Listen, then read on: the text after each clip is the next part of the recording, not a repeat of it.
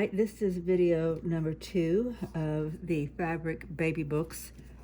I sat down last night and drew out the letters that are used in the names of my grandchildren.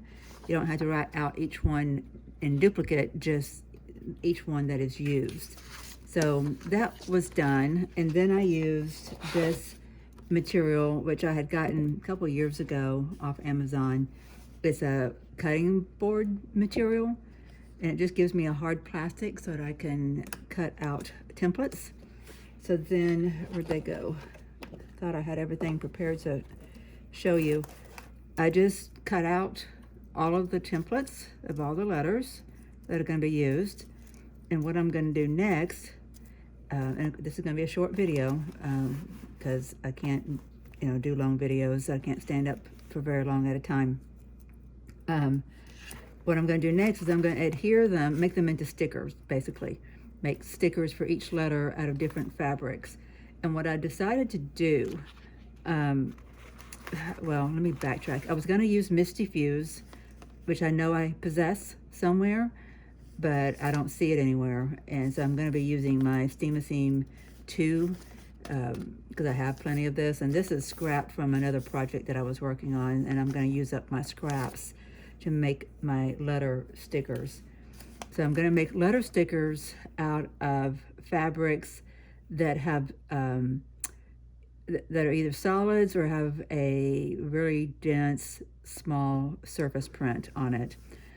And that way, whenever I get each of the letters done, and I can stick them onto a piece of fabric, and then I'll cut them out, cut that background fabric out to a 2.5-inch square, so I can then put that onto each page of the fabric book. I really want to work with a lot of different colors. A part of me wanted to make it really intentionally, aesthetically pleasing with, a curated set of fabrics. And then I thought, no, I'm just going to do, I'm going to curate from my stash, because I have no money to apply towards this anyway. But I'm just going to pull from my stash things that could possibly go together and then go from there. These two, like this one and this one, have some items that I could make stickers out of. I could make stickers out of this butterfly and put in the book, or this bird, or a flower or something. Depends on how many pages I put in each one. I'm thinking no more than 10 pages. I really think no more than 10 pages. And their letters and their names, they have long names. If I use their formal name and not their nickname, isn't going to require 10. But even if it does, it might be nice to have, to decorate each page with some stickers like that. But anyway, so I have all of these different fabrics I'm going to be pulling from, and I think there's some others. Like these would be good for the letters. Oh, that's what I was going to show you. So think about it. If the letter is a fine surface, how do I put this? If it's a solid, or reads as a solid pretty much, because the surface design is really dense. So, that E is going to look different if it's on something with a loose design like that versus a design like this, where you're going to see the texture of all these different elements, because these are not very big. Same thing here. You could get the C or D out of this, and you get enough of this design that you'll get some movement. But if that was any looser, it really wouldn't do much for you. So any of these could be used in comparison, not in comparison, in combination with each other. So each letter would be a different fabric, and then they're going to be stuck onto a fabric that's going to be cut into 2.5-inch squares, and then each one of those will go like a stamp or a sticker onto each page. And there's a little bit of effort, to do it this way, because really what Nikki did in her video, and if you haven't watched it, I really recommend you go and watch what she did. It was a lot looser than what I'm doing, but I'm being intentional about, I'm creating the designs that I'm making stickers out of. What she did is she found a fabric for Nutcracker and some others, and she just pulled from. Sorry, I got distracted. My dog was scratching underneath the table and didn't know what it was. You know, she had all the different Nutcracker people from Nutcracker, and then she put each one on a different page. So she just had to pull from one piece of fabric, and I'm pulling from a lot of different pieces of fabric. But I'm excited about using all these fabrics. I'm excited just to be doing anything.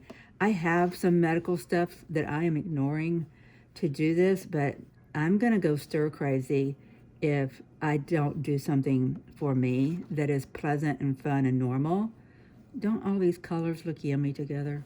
So I'm doing something for a little boy and a little girl, and I'm gonna, try to balance that as I'm picking out the different pages too. Some of it's kind of sweet, like these clouds, and then some of it's kind of groany. But I think it'll be a nice little book that, the baby, he's 5 months old today. So I think that they'll enjoy these for a few years yet, and hopefully it'll be something of personal value to them as they age that they'll hang on to. If not, we'll have some good memories for a few years. And it will help them as they're learning their, letters. The 2-year-old has known her letters for a while, but I don't know if she knows how to spell her name. As she's learning to spell her name, it will help. See, these are some small, dense, small design and dense. And see how that's going to look. I don't know how well you can tell that from a distance. So I'm going to have to get back on the sofa. So I'm going to have to cut this off. Just wanted to let you guys see what stage 2 is, and I will show you each day whatever progress I'm making, if I'm able to make progress on those days. So I bet you the next thing I'm able to show you is just that, hey, I got all the letters done. Because this is going to take some back and forth of doing some stuff and then setting down and doing some stuff and setting down. And it's just going to take a little bit. But that's the baby book, name book in progress, kind of like the one that Nikki from Pin Cut Sew is doing.